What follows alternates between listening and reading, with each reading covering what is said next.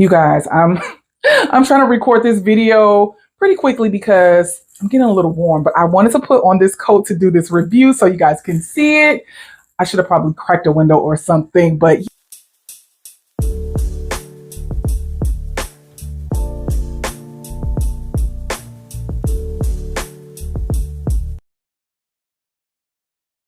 hi guys, welcome to my channel. If you are new here, my name is Shatoka, and if you're a returning subscriber, thanks for coming back. So today I'm going to do a pattern review on this jacket that I have on. I actually ended up making two of the same jackets. I decided to do one in a solid color and then one in this beautiful print, which I absolutely love. I feel like this is going to be a one of one because they actually ran out of this fabric at the fabric store where I went. So yeah, I love how it turned out. This one's actually my favorite. But yeah, if you want to see this quick review on this trench coat, go ahead and stick around. So today's pattern is Simplicity 8989, and I had this pattern for quite a while. This is actually a 2019 pattern, and I believe I got it when it first came out. However, I will say though, I cannot find it on the Simplicity website right now. I was trying to find it so that I could let you guys know for this video if it was still available, but I don't see it on the website. There are some other parties that are selling this pattern, like your Etsy and resellers, but I didn't see it on the simplicity.com site, and it is just described as a Mrs. Coat jacket and vest. So there are three variations in this pattern. You have A, B, and C. I ended up doing view A for both of my jackets. This was the second one that I did. And I got the pattern envelope for extra, extra small to double XL, which I believe that's the only pattern envelope it is for this. Typically in your jacket patterns, you'll have one large envelope with all the sizes. So for my first one, I actually cut a size large. This one is a small. So I'll go ahead and talk about the differences in the two. So I, again, made view A. I just really liked how on the pattern envelope, there was like a wider lapel and there was some patch pockets on the front that I thought I liked, but after making the first one, I was like, you know what? I think I'm going to do different on the second one. But I will say, so from the jump, when I did the large, I cut the large out thinking I would be fine typically in jacket patterns because this isn't the first jacket I've ever made from like a commercial sewing pattern. A large would be fine, but the large in the first one that I made was really, really big.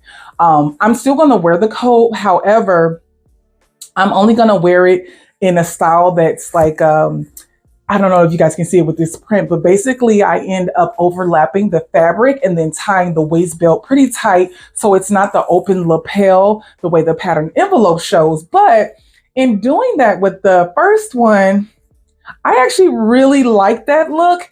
And that's why I have this one like that as well. So I could actually wear the open lapel on this one because this one's a size small, but I really like the look. So it kind of was a happy mistake because, well, not a mistake. It was a happy thing that I discovered. Honestly, I'm actually glad that that jacket ended up becoming too big so that I can actually do that so I can salvage it, because I was like, there's no way after I've done this coat completely that I'm not going to wear it. And so having all of that excess fabric and not, to me, honestly, if I would have tried to take it all in, it would have been too much work. So I just decided to do that overlap thing. And then now it's a look. Like I'm actually going to wear both of the coats that way.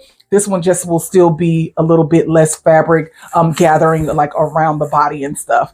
But yeah, it is, I wouldn't say this is beginner, but I would say it was like your advanced beginner, but I wouldn't say it was like your straight beginner pattern. But it was easy for me to do. It was a quick turnaround. There are 7 pattern pieces for view A. And for the first one, I used all 7 pattern pieces. But for the second one, I decided to forego the front patch pockets and ended up doing inseam pockets. So I just ended up putting my pockets in my side seams, which most sewers know, like that's like the simplest pocket placement that you can do. And it was perfect. I was actually going to grab a pattern piece from another like coat packet, but I was like, I'm just gonna trace my hand. So I literally put my hand on my fabric and like traced around and made my patch, well, not my patch, my inseam pockets from my hand. So, which actually turns out really, really good because they fit my hand perfectly. So yeah, I ended up adding them. I had held the pattern pieces up to me to see where I would want the pockets to fall. And I actually like that because I do have longer arms. So sometimes when I do patterns, like the pocket placement isn't ideal for me. So since I was doing this like as a customization for me in my particular jacket, it was perfect that I could put it where it perfectly lands for my hand to rest easily in my pocket. But yeah, I love that modification that I did. But again, like I said, the first one I'm definitely going to get some wear out of. But if I ever made this pattern again, I would definitely just do the large because large fits really well. I still have some room. So if I wanted to wear like a sweater or anything thicker than anything that's close fitting like I have on today, I would still be okay. I ended up getting my fabric locally in Chicago at Textile Discount Outlet. Both of them. So again, I did the khaki color first, and then because I really liked how it came together, and then I wanted to try this pattern again in a smaller size, I went back and got some more fabric, but I always wanted a printed trench. So I was so glad when I found this, but I was a little bit nervous because it is pretty busy. I don't mind busy, but I was like, I don't know how this is going to be with the coat. And then it actually was like the end of the boat. So they didn't have any more of this fabric in the warehouse. It was 4.5 yards, and I wasn't sure if I was going to be able to get it all in, but I actually did. And I still have a little bit left. So I think I might end up doing like a patchwork skirt or something. And I think that would be so cute. But yeah, I really love how my coat turned out. And I would say I probably won't make this one again though, because I do have other coat patterns that I need to get to, well, that I want to get to. So this will probably be the only two that I have of these, but I will encourage you to go in Joann's drawers if you can't find it online, because 2019 to me, I don't think that they'll have it out of the drawers yet. So you can find it there since it's not on the website anymore. But yeah, if you guys have any questions about the construction of the coat, just leave them in the comment section like I always tell you guys. But it was super straightforward. The directions were very easy. Actually, I did write down how there were actually 20 steps for my coat, which was view A.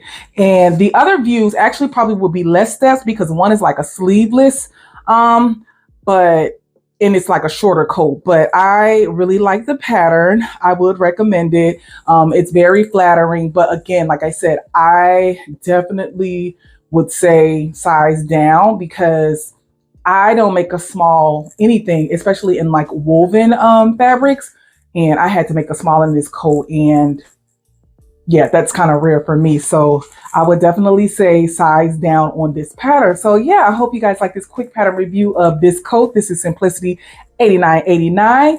And I hope you will stick around for future videos coming on this channel. I actually am going to have a thrift haul because I've been getting some gems lately in thrifting. I did actually upload a short on my channel, but I just picked up some blazers the other day.